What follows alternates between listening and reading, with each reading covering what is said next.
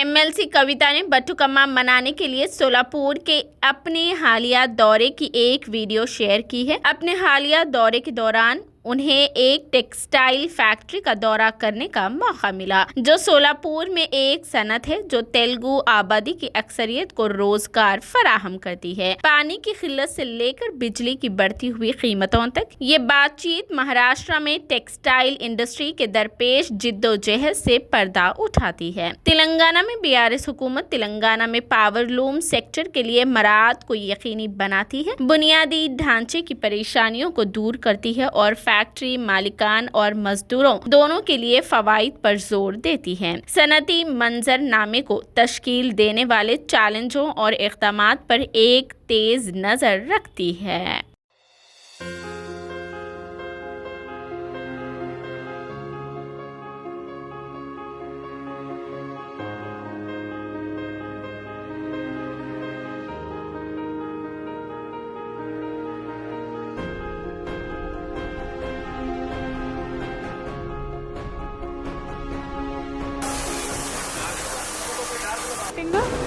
ఇప్పుడు కటింగ్ అయినాక మళ్ళీ స్టిచ్ అవుతుంది అన్న.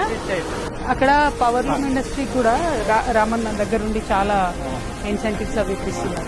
పైగా అన్నిటికన్నా ఇప్పుడు సార్ మాట్లాడుకుంటూ వాటర్ లేదు అవి అన్నారు కదా. ఇక్కడ అక్కడ ఇండస్ట్రీ సపరేట్ 10% పెట్టినాం సార్. వాటర్ ఇన్ఫ్రాస్ట్రక్చర్ కూడా ఇక్కడ బాగాలేదు.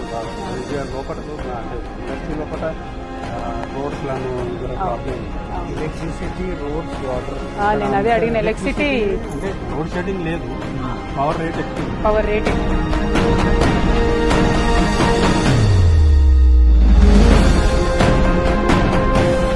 अच्छा तेलुगु राधा मायत ने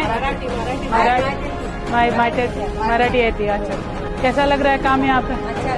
अच्छा ठीक ठाक है. अच्छा बॉस के सामने पूछ रहा है इसलिए ऐसा बोल रहा है. आई नो नहीं, लेकिन बहुत लकी है. काफी लोगों को ये काम नहीं मिल रहा है. मैं अभी जाके सबसे मिल के आ रही हूँ, तो वही बोल रहे हैं कि काम नहीं मिल रहा है हमें और कंपनी खोलना चाहिए, पूछ रहे लोग वहाँ का. टेंशन नहीं है ना.